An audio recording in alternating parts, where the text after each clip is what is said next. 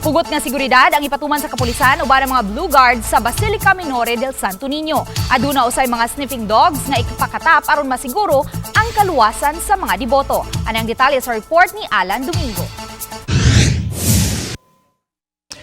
Pipila ka adlaw pa lang sa dili pa opisyal nga buksan ang relihiyosong kalihukan sa kapistahan ni Senior Santo Niño apan nag-abot-abot na ang mga deboto nga bibisita sa Basilica.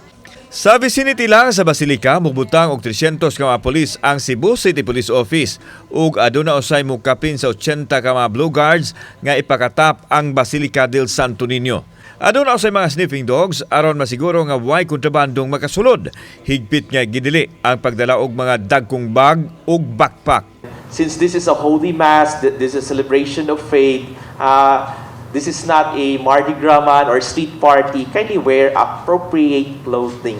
Samtang kinakna ipahigayon ang penitential walk with Jesus karong Enero 11, din mohimo og massive troop deployment ang Cebu City Police Office.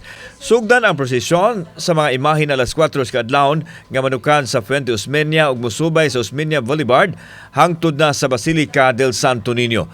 Una nang ipadayag sa mayor nga ipatangtang niya ang mga nakaalis sa agianan sa prosesyon, apil na ang mga BRT road separators. Kauban si Clover Lumayag, ako si Alan Domingo. GMA Regional TV Live.